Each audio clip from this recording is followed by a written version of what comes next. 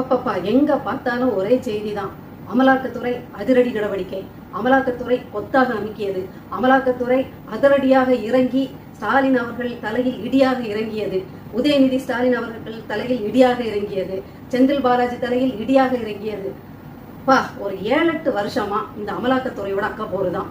அப்படியே ஏன்னோ பெருசா ஹீரோ மாதிரி வந்துவிட்டு அப்படி ஜீரோவா போறக்கூடிய ஒரே துறை வந்து இந்த அமலாக்கத்துறை தான்.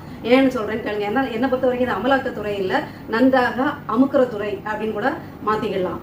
ஏன்னா ஒரு 7-8 வருஷமா நானும் இந்த அமலாக்கத்துறையோட அக்க போற பார்த்துட்டு தான் இருக்கேன். நீங்க பாத்தீங்கன்னா குட்கா பாஸ்கர்ங்கிற ஒரு அதிமுக அமைச்சர் இருக்காரு. அவரு வீட்டுல ஆரம்பிச்ச ஐடி ரைடுன்னு நினைக்கிறேன், அமலாக்கத்துறை ரைடுன்னு நினைக்கிறேன். அன்னையில இருந்து இன்னைக்கு வரைக்கும் திமுக அமைச்சர் வரைக்கும் இவங்களுக்கு வேலை ரைடு ரைடு ரைடு ரைடு தான்.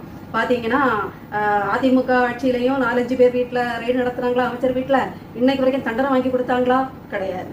அடுத்தது பாத்தீங்கன்னா இப்ப நீங்க கேட்கலாம், அவங்க ரைடு நடத்தின உடனே எல்லாம் தண்டனை வாங்கி கொடுத்துட முடியாது, அவங்க ரைடு நடத்தி அது வந்து பொய்யா கூட இருந்திருக்கலாமே அப்படின்னு நினைக்கலாம். அப்படிலாம் கிடையாது. அமலாக்கத்துறை நிறைய தகவல்களை, அதாவது ஆதாரங்களை திரட்டிட்டு குற்றம் நடந்திருப்பதற்கான ஆதாரங்களை வச்சுக்கிட்டு தான் விசாரணைக்கவே போகும். அதனால அவங்க கிட்ட ஆதாரம் இல்லை, அவங்க வந்து சும்மா விசாரிக்க போறாங்க அப்படின்லாம் சொல்ல முடியாது. ஆதாரம் இல்லாம அவங்க கீழே இறங்கவே மாட்டாங்கிறதான் அமலாக்கத்துறையின சிறப்பம்சம். அப்புறம் பாத்தீங்கன்னா இப்ப திமுக ஆட்சிக்கு வந்தாச்சு. திமுக ஆட்சியிலையும் அப்படிதான் ஒரே ரைடு தான். செந்தில் பாலாஜி 1.5 வருஷமா அவரை ஜெயில போட்டு கூட ஒரு வார்த்தை உங்களால அவர் வாயில வந்து கறக்க முடியல. அடுத்தது பாத்தீங்கன்னா பொன்முடி வீட்டுல ரைடு என்னாச்சுன்னு உங்களுக்கே தெரியும். அப்புறம் இப்போ சமீப காலத்துல துரைமுருகன் அவங்க மகன் வீட்டுல எல்லாம் ரைடு என்னாச்சுங்கிறது உங்களுக்கே தெரியும்.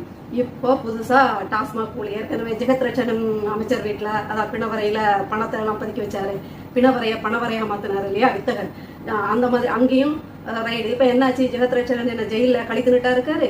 ஒன்றும் கிடையாது. அதனால இந்த அமலாக்கத்துறைங்கிறதே ஒரு பூச்சாண்டியா தான், பாஜக இன்னும் ஒன்றிய அரசோட பூச்சாண்டியா தான் என் கண்ணுக்கு தெரியுறாங்க. ஏன்னு கேக்குறீங்களா? இவங்க வந்து தண்டனை வாங்கி கொடுக்க வேண்டிய ஒரு பெரிய அதிகாரிகள் ஒரு துறை.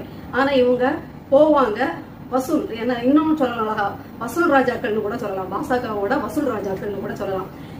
யாரு இந்த ஒன்றிய அரசுக்கு எதிரானவங்களோ, இல்ல யாரு ஒன்றிய அரசின் திட்டங்களுக்கு வழிக்கு வரலையோ அவங்கள வழிக்கு வர வைப்பதற்காகவும் அரசியல் காழ்ப்புணர்ச்சியால அவங்கள ஜெயிலுக்கு தள்ளணும்னு முடிவு பண்ணினாலும் இந்த அமலாக்கத்துறைன்னு அமுக்குத்துறைய பாஜக வந்து இறக்கி விடுங்கிறது தான் நிதர்சனமான